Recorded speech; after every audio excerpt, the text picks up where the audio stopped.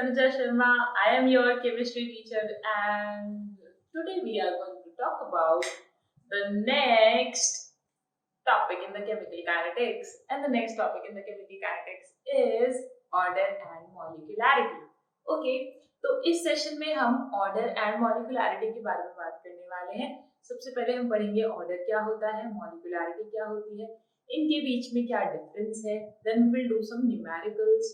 Okay, and most importantly आज हम पढ़ने वाले हैं pseudo first order reactions, pseudo second order reactions, and after that in this session, after completing all this, in this session we are going to talk about the order and the molecularity of the complex reactions, which is very important for your competitive exams.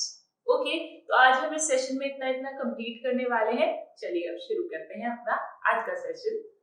चलिए, हमने बात करनी है किसके बारे में, order के बारे में, और हम किसके बारे में बात करेंगे, मॉलिक्यूलैरिटी के बारे में बात करेंगे। ठीक है, अच्छा बेटा, सबसे पहले तो आप ये समझ लीजिए इस टॉपिक का, मैं बताती हूँ ना आपको हर टॉपिक का पर्सपेक्टिव, किस पर्सपेक्टिव से ज्यादा पढ़ना है, कौन सा क्वेश्चन इंपॉर्टेंट है।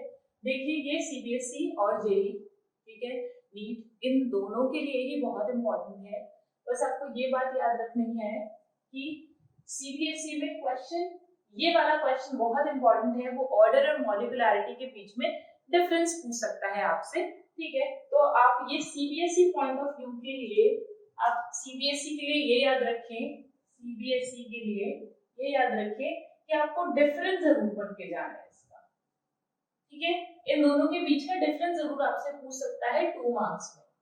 ठीक है, चलिए आगे बढ़ते हैं। अदरवाइज टॉपिक के अंडरस्टैंडिंग के लिए तो चाहे कंपटीशन हो, चाहे आपका सिंपल सीबीएसई हो, आपको ये टॉपिक पढ़ना ही है। ठीक है, for the better understanding of chemical kinetics. आगे आते हैं बेटा, ऑर्डर और मॉलिक्यूलैरिटी है क्या। सबसे पहले तो ये समझिए कि हमारा जो ऑर्डर होता है, it is a practical concept. ठीक है, ये एक प्रैक्टिकल कॉन्सेप्ट है। प्रैक्टिकल कॉन्सेप्ट का मतलब आप समझते हैं ना कि आपका ये जो डिफाइन होता है या इसको जो निकाला जाता है, वो कहाँ से निकालते हैं हम, बाय द एक्सपेरिमेंट। ठीक है, जबकि मॉलिक्यूलैरिटी क्या है, it is a theoretical concept. ठीक है, तो सबसे पहली चीज ये समझिए कि इसको तो हम लैब में निकाल सकते हैं, it is a practical concept. ठीक है, ये प्रैक्टिकल है, जबकि ये क्या है, थियोरेटिकल। ठीक है, अच्छा, उसके बाद आते हैं ऑर्डर और मॉलिक्यूलैरिटी है क्या। देखिए बेटा, मॉलिक्यूलैरिटी आर, जो मॉलिक्यूलैरिटी होती है, मॉलिक्यूलैरिटी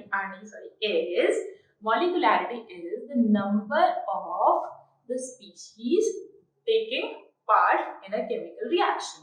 ठीक है, देखिए आपका कोई, सपोज आपकी कोई रिएक्शन चल रही है, तो उसमें जो आपकी total number of reacting species हैं, वही आपकी मॉलिक्यूलैरिटी होती है।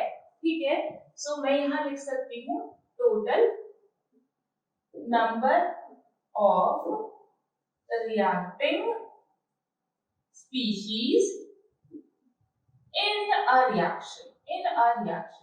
एक रिएक्शन के अंदर जो टोटल नंबर ऑफ स्पीशीज होती है जो पार्टिसिपेट कर रही होती है, total number of reacting species participating in a reaction, participating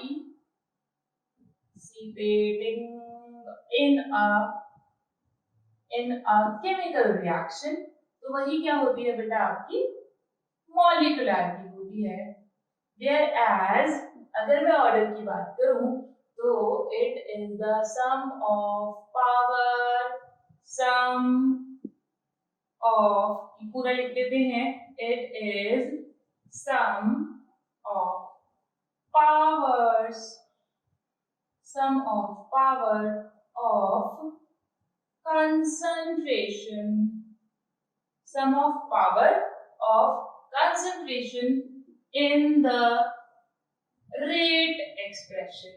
जो भी आप रेट एक्सप्रेशन लिखते हैं, उस रेट एक्सप्रेशन में ये 1 हो गया, ये 2 हो गया बेटा, उस रेट एक्सप्रेशन में जो भी आपका पावर आता है वो ऑर्डर होता है। ये मैं आपको आखिरी क्लास में ऑलरेडी समझा चुकी हूँ। ठीक है, तो इसको, और मैं इसको यहाँ पे लिख सकते, देखो जैसे सपोज मैंने लिख दिया कि आपका रेट बराबर है k a to the power 1 b to the power 1। तो ये जो लिखा हुआ है ये कंसंट्रेशंस है, और यहाँ ये जो लिखा हुआ है दिस इज ऑर्डर। ये जो 1 है this is order with respect to a, this one is order with respect to b, and the total order is, जो टोटल ऑर्डर है वो इसका 1 + 1 कितना हो गया, 2 हो गया। तो ये मेरा क्या है, ऑर्डर। और अगर सपोज मैंने लिखा 2a + b gives c, तो यहाँ पर जो ये आपको नजर आ रहा है कि जैसे 2a और +1, तो इसकी मॉलिक्यूलैरिटी कितनी हो गई इसकी, दो ये हो गया, ठीक है, 2 इसके हो गए मॉलिक्यूल्स और एक इसका हो गया, ये हो गया आपका टोटल, ठीक है। अभी के लिए आप ये टोटल 3 समझिए। अभी हम आपको क्लियर कर देती हूँ मैं आपको कि कब आप इनको ऐड कर सकते हैं कब नहीं। ये मेरा फर्स्ट पॉइंट है, ये मेरा सेकंड पॉइंट है डिफरेंस का, ठीक है। डिफरेंस किसके लिए इंपॉर्टेंट है, सीबीएसई के लिए बहुत इंपॉर्टेंट है, बिल्कुल इसी तरीके से लिखना है, ठीक है। दोनों तरफ ये लाइन बनाकर बेटा मार्क्स अच्छे मिलते हैं सीबीएसई में। देखिए बेटा, अब ऑर्डर की तरफ अगर जाते हैं, ऑर्डर की बात करते हैं, तो जो ऑर्डर है it can be your whole number, ठीक है, पूरा लिख देती हूँ बेटा मैं, it can be whole number, पूरा होल नंबर भी हो सकता है बेटा, ठीक है।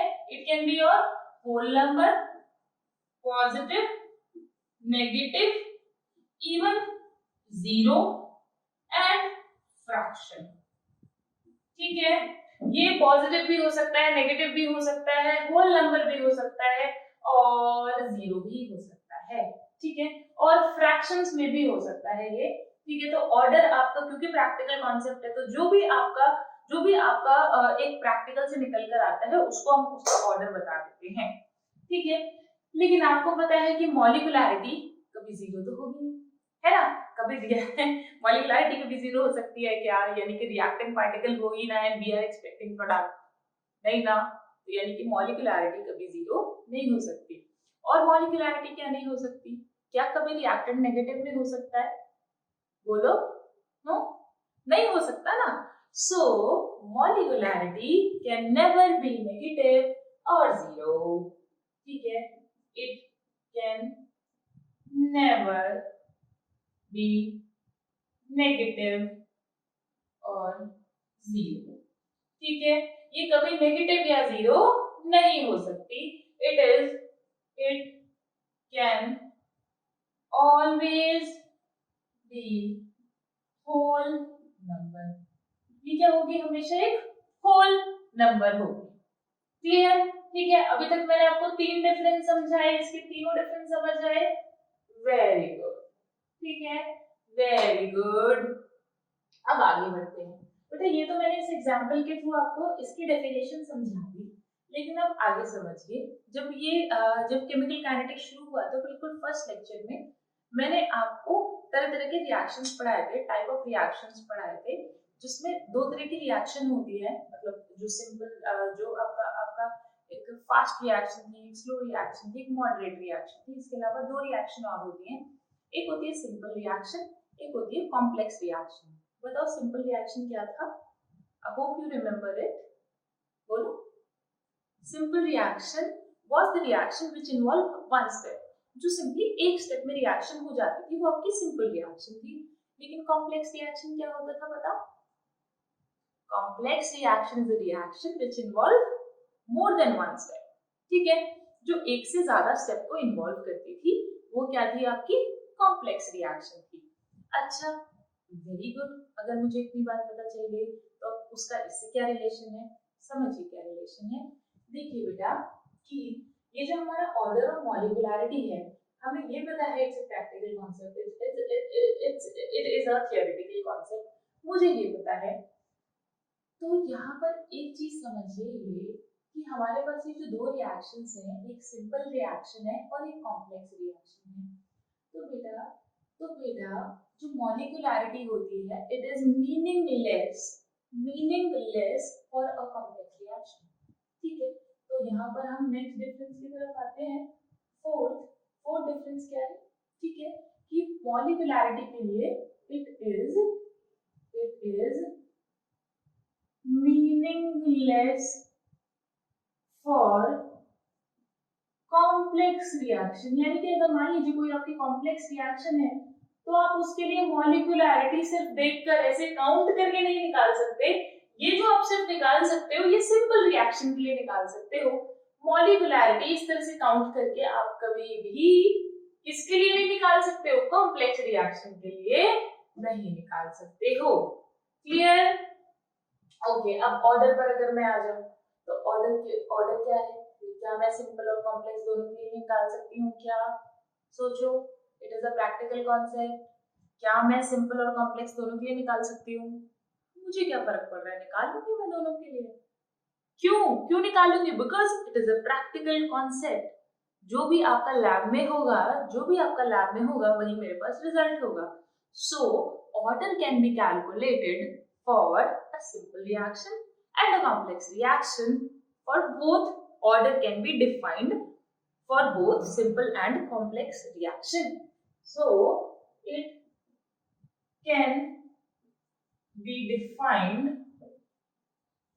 for simple and complex reaction both।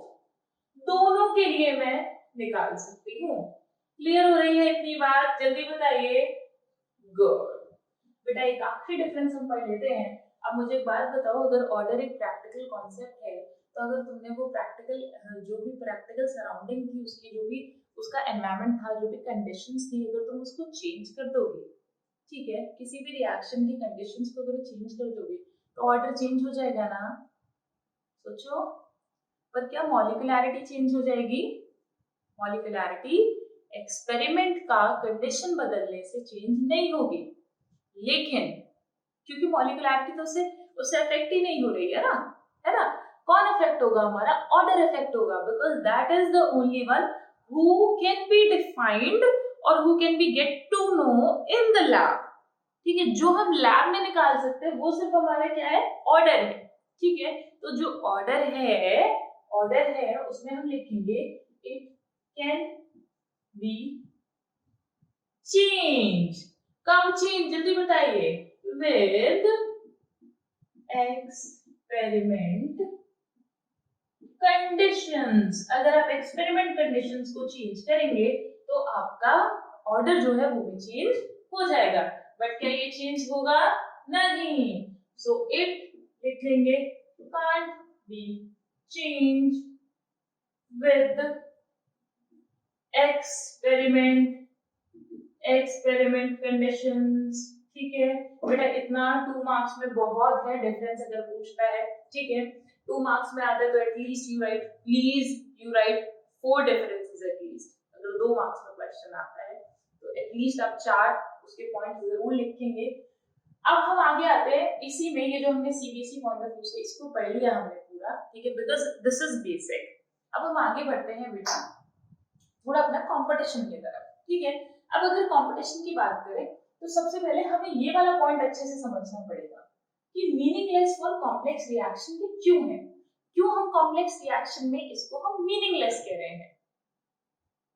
ठीक है, चलिए आगे आते हैं। तो अब मैं आपको इसी पॉइंट को अच्छे से एक्सप्लेन करूंगी। देखो बेटा, suppose I right a reaction NH4 NO2, इसको मैंने हीटअप किया। देखो बेटा, इसको जब आप हीटअप करते हो तो you get N2 plus 2H2।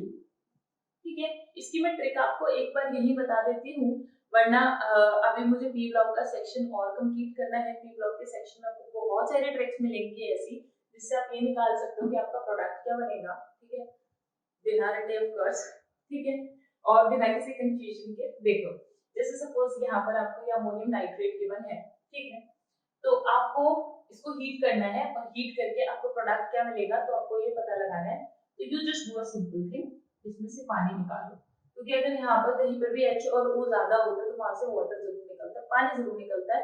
और सोचो ना यार, अगर कोई भी चीज हीट अप होगी, ठीक है, कहीं पर भी हीटिंग होगी, तो सबसे पहला काम क्या होगा, डिहाइड्रेशन होगा ना, अगर उसमें वाटर है तो वो निकलेगा, है ना।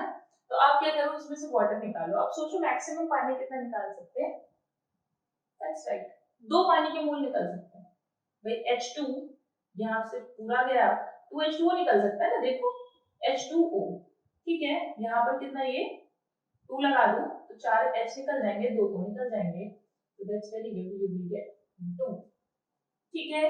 Then that was the fifth part, ठीक है। कि आप इससे याद रख लो कि आपका ये क्या बनता है, ओके ओके। आगे बढ़ते हैं, ये तो मेरा हो गया फर्स्ट रिएक्शन। अब इस फर्स्ट रिएक्शन में मुझे बताओ कि इसका मॉलिक्यूलैरिटी कितना होगा। इसका जो मॉलिक्यूलैरिटी होगा, मॉलिक्यूलैरिटी वो कितनी होगी। यहाँ पर एक है ना, तो एक ही है, तो आप क्या लिख देंगे यहाँ पर 1, यानी इसकी मॉलिक्यूलैरिटी कितनी हो गई, 1। अभी मैं ये हटा देती हूँ बच्चा।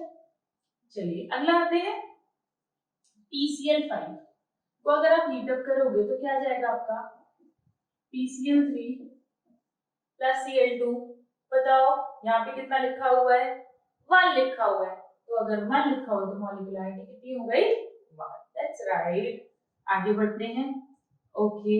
अगर मान लो लिखा हुआ है H2 plus I2 gives you 2HI, तो बताइए 1 प्लस 1 जैसे आप यहाँ ऐड कर देते कितना हो गया बेटा, 2 हो गया, वेरी गुड, ठीक है।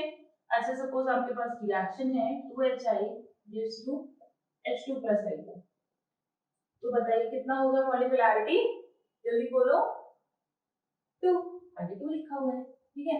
यहाँ 2 था, ये 1 प्लस 1 2 हो गया, ये 1 हो गया, ये 1 हो गया, तो यानी कि ये हो गया मॉलिक्यूलैरिटी, मैंने सबका निकाल दिया। अच्छा बेटा एक आखिरी रिएक्शन में आपसे पूछना चाह रही हूँ, देखिए 2H2O2 मैंने इसको हीट अप किया, ठीक है। जब मैं इसको हीट अप कर रही हूँ तो मुझे मिला H2O प्लस O2, इसको मैं बैलेंस कर दूं, यहाँ मेरा आ जाएगा 2, ठीक है। हो गया बैलेंस, हाँ वही बैलेंस हो गया। अब मुझे इसका मॉलिक्यूलैरिटी बताइए, जल्दी बोलो कितना हो गया, इसके आगे 1 था 1 हो गया, इसके आगे 1 था 1 हो गया, ये दोनों को ऐड अप कर दो 2 2, इसका कितना हो गया मॉलिक्यूलैरिटी, दैट्स राइट, जो भी बोल रहे हो वो सही बोल रहे हो, शायद गलत बोल रहे हो।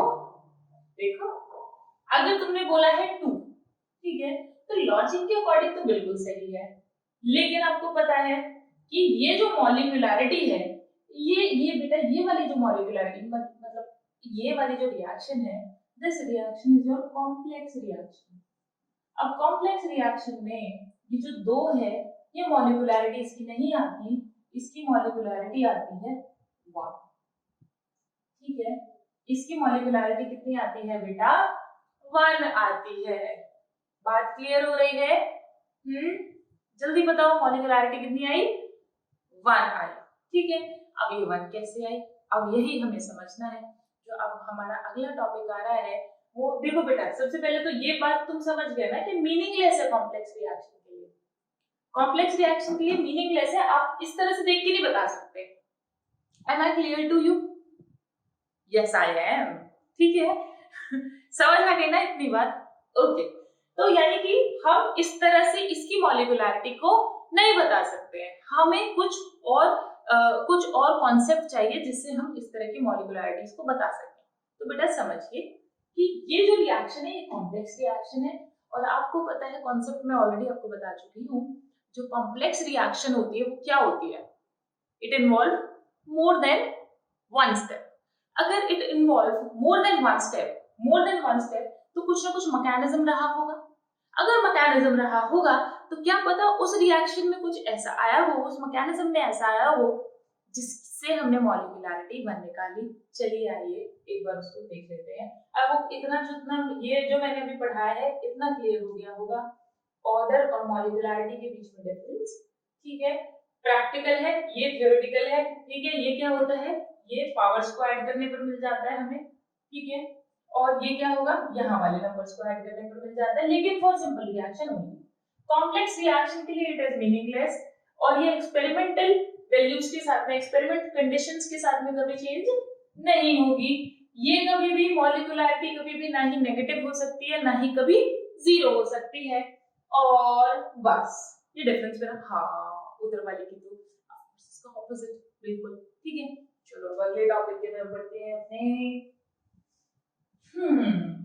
कहाँ थे हम? H2O2 का डीकम्पोजिशन पर।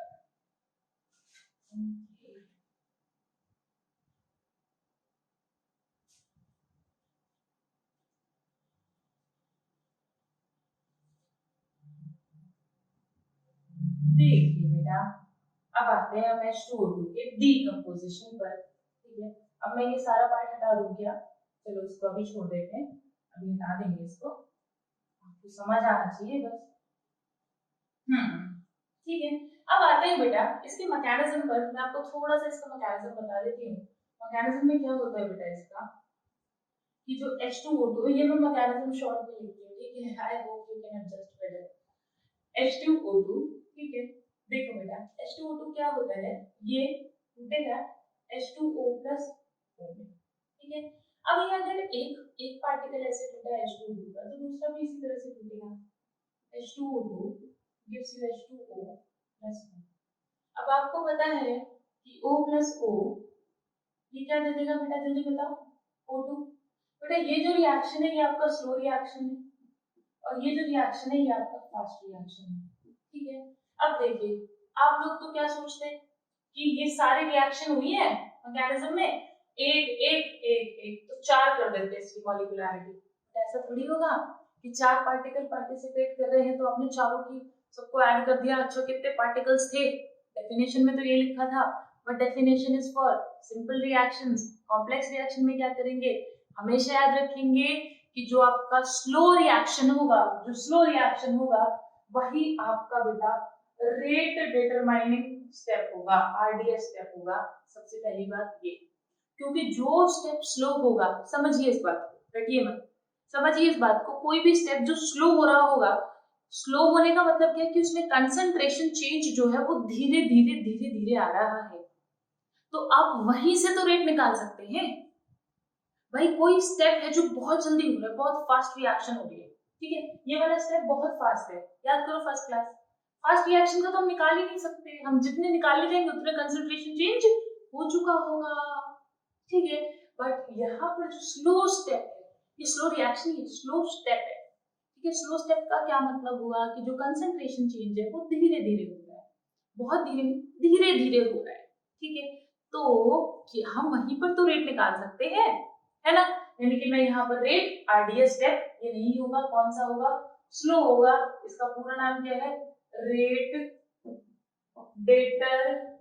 Determining step. Rate determining step, RDS step. अब बेटा यहाँ से आप चीज याद रखेंगे, जो भी आपका आरडीएस स्टेप होता है कॉम्प्लेक्स रिएक्शन में, वही आपका ऑर्डर एंड मॉलिक्यूलरिटी को बताता है। किसको बताता है बेटा?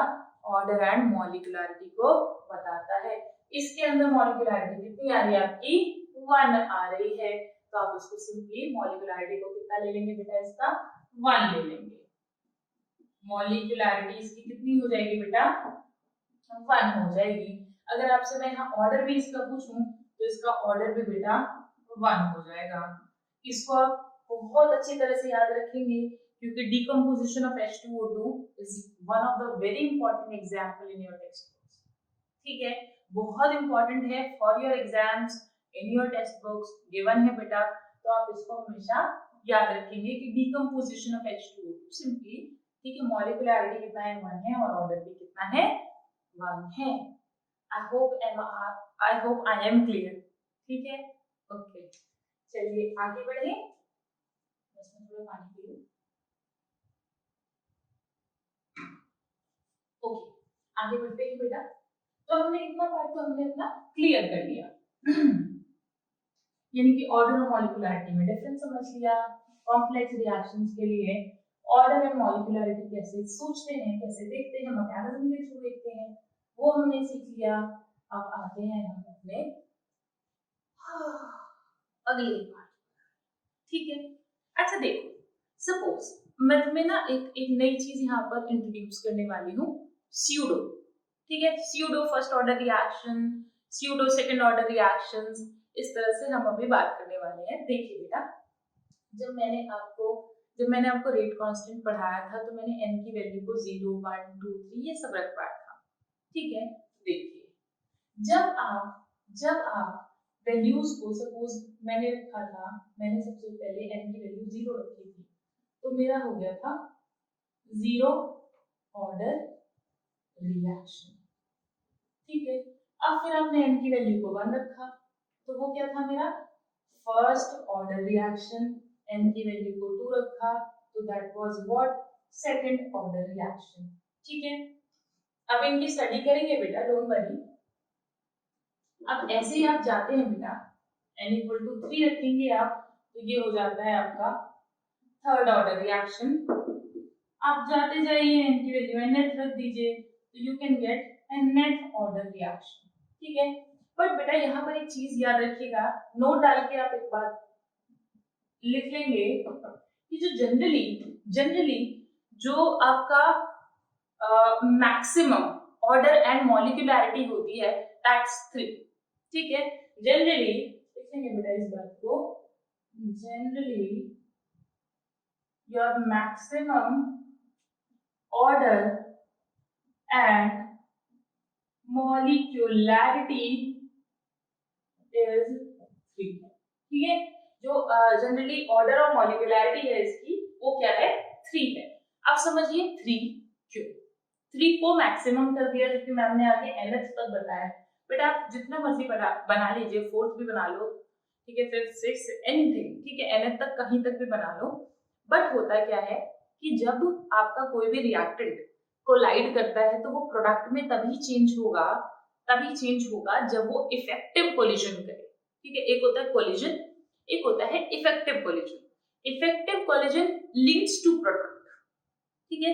सिर्फ कोलिजन से प्रोडक्ट में चेंज नहीं होगा रिएक्टेंट, किससे चेंज होगा, इफेक्टिव कोलिजन से। और वो जो इफेक्टिव कोलिजन होता है वो एक राइट ओरिएंटेशन के साथ ही होता है।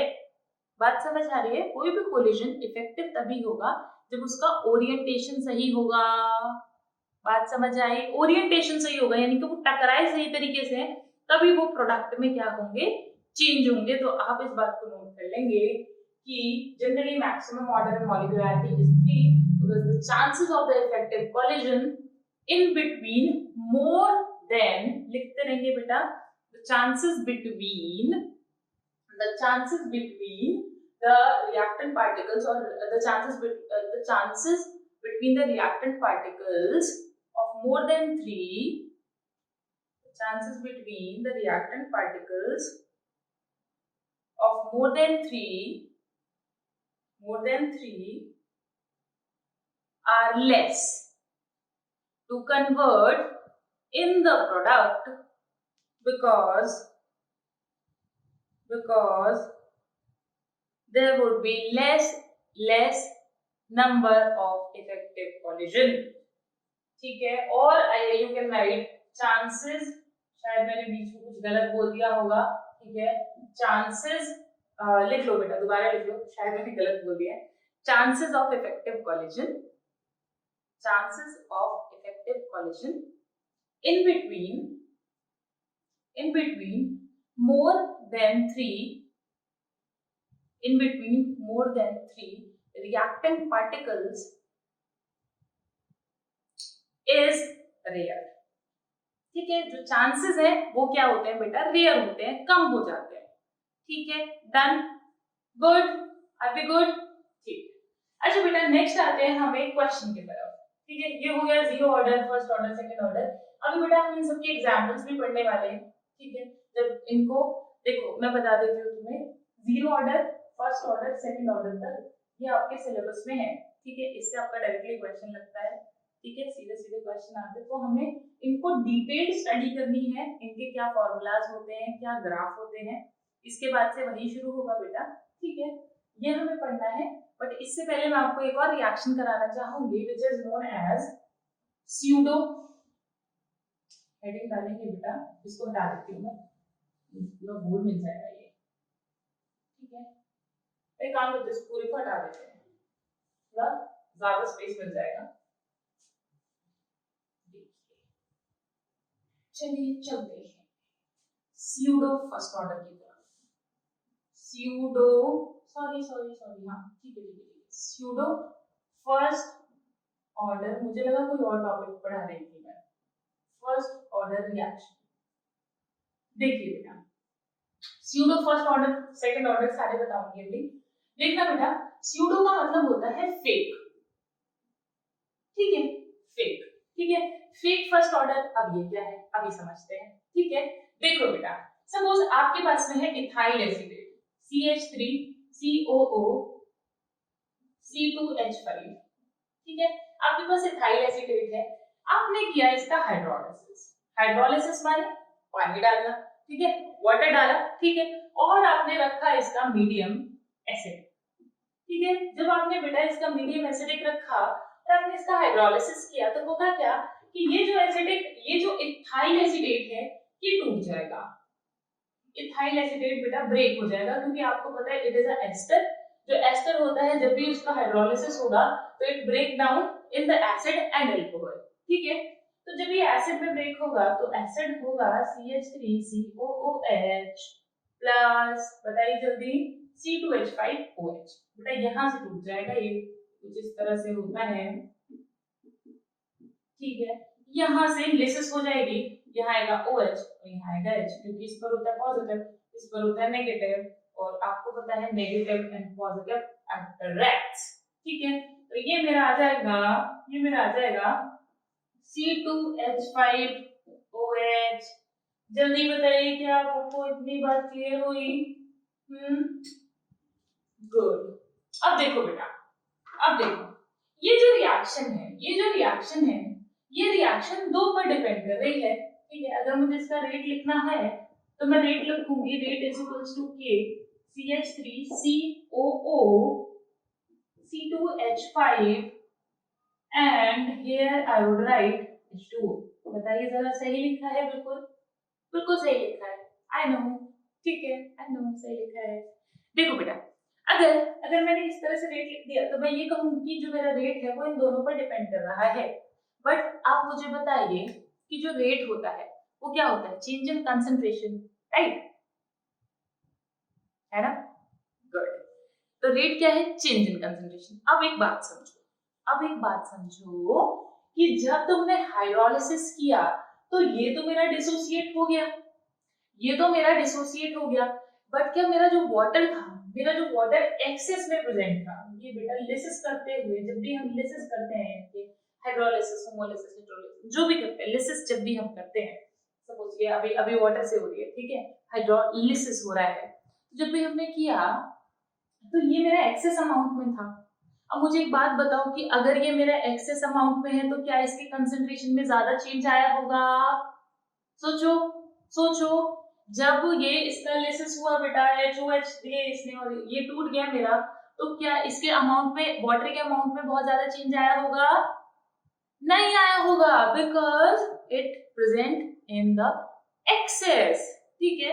ये क्या है बेटा? आपका एक्सेस में प्रेजेंट है। अगर ये एक्सेस में प्रेजेंट है और इसके जब ये रिएक्शन आगे बढ़ी और इसके कंसंट्रेशन में बहुत ज्यादा चेंज आया ही नहीं, तो मैं यहाँ से कट कर सकती हूँ इसको। Yes, I can do it, ठीक है, ओके। तो मैंने इसको कट कर दिया। कट करने के बाद क्या हुआ कि मेरा रेट जो है वो मेरा बराबर हो गया KCH3COO C2H5। जल्दी बताइए अब इसका ऑर्डर कितना हो गया? ऑर्डर हो गया इसका 1। लेकिन मुझे एक बात बताओ, इसका ऑर्डर कितना होना चाहिए था? 2 ऑर्डर होना चाहिए था, लेकिन ऑर्डर है कितना? 1। ऐसी रिएक्शन जिसका ऑर्डर 2 होना चाहिए था लेकिन ऑर्डर है 1, उसको ही हमने कह दिया स्यूडो फर्स्ट ऑर्डर, ठीक है। और जो आपकी टेक्स्ट बुक्स होंगी, आप इसमें आपको डेफिनेशन मिलेगी, those reactions which have order equal to 1 but molecularity equal to 2, those reactions are known as pseudo first order reactions। बात समझ आ रही है बेटा कि उसका ऑर्डर तो 1 था लेकिन मॉलिक्यूलैरिटी 2 हो, तो ये आपको डेफिनेशन बुक्स में मिल जाएगी। स्यूडो, उसी को हम बोलते हैं pseudo first order reaction. Am I clear to you? Am I? Okay, that's good. आगे बढ़ जाते हैं हम अपने अगले एग्जाम्पल पर, ठीक है। देखो, अब सपोज मेरे पास है C12H22O11, जल्दी बताओ अब इसका क्या करेंगे हम। ये क्या है हमारा केन शुगर। केन शुगर तो पता होगा बेटा सबको, गन्ने में मिलती है केन शुगर। क्लास में बहुत बच्चों को पता नहीं होता, बहुत बच्चों को नहीं पता होता केन शुगर क्या होता है, मुझे तो नहीं पता। नहीं सीरियसली, आई एम सीरियस। अब देखो बेटा ये केन शुगर है और मैंने इस केन शुगर का अगेन मैंने इसका करा दिया हाइड्रोलिसिस, ठीक है, और मैंने रखा मीडियम क्या एसिडिक, ठीक है। अब मैंने जब केन शुगर का हाइड्रोलिसिस कराया एसिडिक मीडियम में, तो बेटा हमारी दो चीजें मिलकर बनकर आएंगी, एक ग्लूकोज एक फ्रक्टोज, ठीक है। ग्लूकोज फ्रक्टोज आएगा C6H12O6, बेटा दोनों का फॉर्मूला एक ही होता है, ठीक है, दोनों का फॉर्मूला एक ही होता है। अभी हम वहां पर नहीं जाएंगे, चिंता मत करो, तुम्हें पूरा मौका मिलेगा इसको पढ़ने का बायोमोलिक्यूल्स में, ठीक है, परेशान मत हो। पूरा इन्वर्जन ऑफ केन शुगर बोलते बेटा इसको, पूरा मौका दिया जाएगा आपको इसको पढ़ने का, इन्वर्जन ऑफ केन शुगर, ठीक है। अब आगे आते हैं बेटा, इसका तो एक्सपेरिमेंट भी करते हैं लैब में। अब देखिए, अब इसका रेट लिखेंगे तो रेट बराबर अगेन क्या होगा कि दोनों पे डिपेंड करना चाहिए बेटा, C12H22O11 एंड वाटर, लेकिन वाटर को मैं क्या कर दूं बेटा एक्सेस में, तो इग्नोर।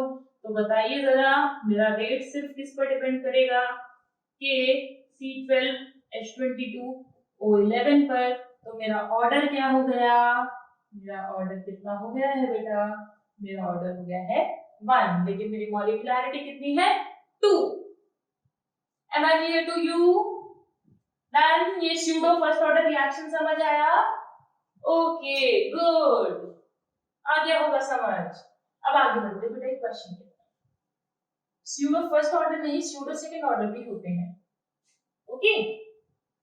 आगे बढ़ते हैं, एक क्वेश्चन देख लेते हैं बेटा फटाफट, फिर हम अपना अगले सेशन में कंप्लीट करेंगे जो हमारी मॉलिक्यूलरिटी है फॉर कॉम्प्लेक्स रिएक्शंस, ठीक है, उसको हम अपने अगले सेशन में कंप्लीट करेंगे, ओके। चलिए आगे आते हैं question. Suppose 2A plus B gives you C, ठीक है, ये रिएक्शन आपको गिवन है और आपको इसका रेट गिवन है, रेट लॉ गिवन है कि A² B1, ये मुझे रेट लॉ गिवन है, 1 छोड़ देते हैं, ठीक है, ये रेट लॉ एक्सप्रेशन है। अब वो हमसे पूछ रहा है कि फर्स्ट में कि मुझे ऑर्डर एंड मॉलिक्यूलरिटी बता दीजिए, ये हमारा फर्स्ट पार्ट है। दूसरे पार्ट में पूछ रहा है find order and molecularity in the excess of B. जब बी आपका एक्सेस में हो तब ऑर्डर और मॉलिक्यूलरिटी क्या होगी। जल्दी से करिए बेटा, पॉज कर दीजिए वीडियो को, जल्दी से करिए, जल्दी से कर लेंगे आप, पॉज करके बेटा फिर मैं कराती हूँ।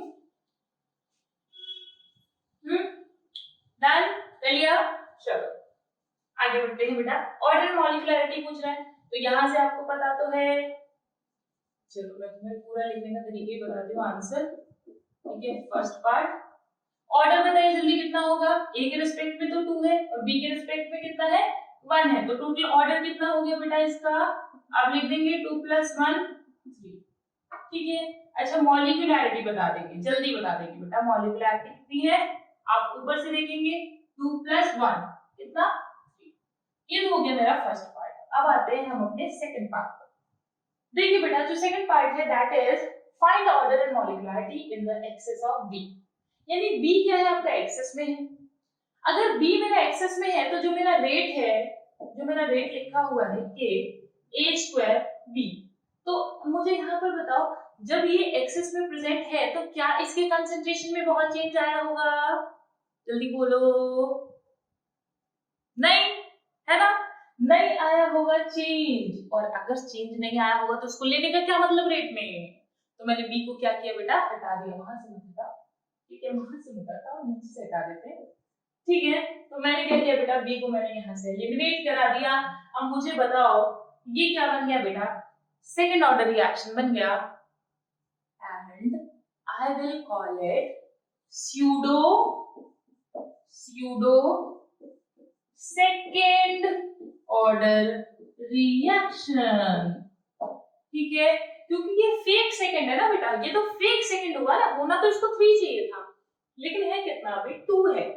जब भी ऐसे एक्सेस में होता है तो जो भी हमारा ऑर्डर आए उसके आगे स्यूडो लगा देना बेटा, आपका काम बन जाएगा, ठीक है, डन। आपको इतनी बात मेरी अच्छे से समझ में आई? ओके, तो आज के सेशन में हमने क्या क्या सीखा, ऑर्डर एंड मॉलिक्यूलरिटी के बीच में डिफरेंस हमने किया, ठीक है, which is very important for your CBSE exam, very very important, ठीक है। ये कुछ ऐसे एग्जाम्स हैं जो सीबीएसई के फेवरेट हैं और वो उनको देना नहीं भूलते हैं, ठीक है। तो ऐसे हर चैप्टर में है, जो भी चैप्टर में पढ़ाऊंगी वो मैं आपको बताते चलूंगी, ठीक है। उसके बाद हमारे लिए कंपटीशन में क्या इंपॉर्टेंट था, कंपटीशन का मीनिंगलेस फॉर कॉम्प्लेक्स रिएक्शंस। तो मैंने कॉम्प्लेक्स रिएक्शंस का आपको ऑर्डर का मैकेनिज्म के थ्रू होता है वो भी मैंने आपको यहाँ पर समझा दिया।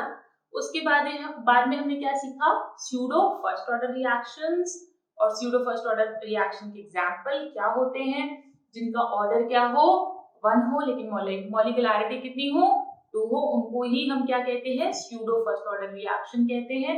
बेटा इस तरह से आपका एक क्वेश्चन आ सकता है जिसमें स्पेशली मुझे सेकंड पार्ट कराना था, इसमें आपको वो इस तरीके से कोई भी क्वेश्चन दे सकता है।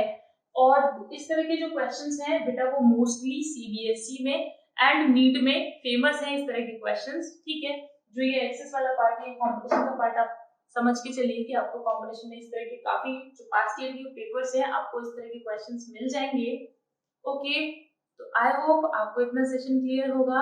अगले सेशन में हम करने वाले हैं जो एग्जाम्पल्स होंगे डिफरेंट ऑर्डर्स के and molecularity and order for the complex reaction, okay, and this topic is very important for your competitive exams but not for CBSE, ठीक है। तो मैंने अभी बता दिया है सीबीएसई वाले बच्चे बेटा, जो अगला इससे जो अगला मैं पार्ट बनाऊंगी इसीलिए मैं उसको अलग से बनाऊंगी क्योंकि वो सीबीएसई के लिए इम्पोर्टेंट नहीं है, ठीक है, वो आपका कंपटीशन के लिए इम्पोर्टेंट है। तो जो सीबीएसई वाले बच्चे हैं उनकी मर्जी है, देखना चाहते हैं देख सकते हैं, नहीं देखना है तो इट्स ओके, ठीक है। तो कंपटीशन वाले बेटा, कंपटीशन वाले बच्चे उस वाले पार्ट को मिस ना करें, ठीक है।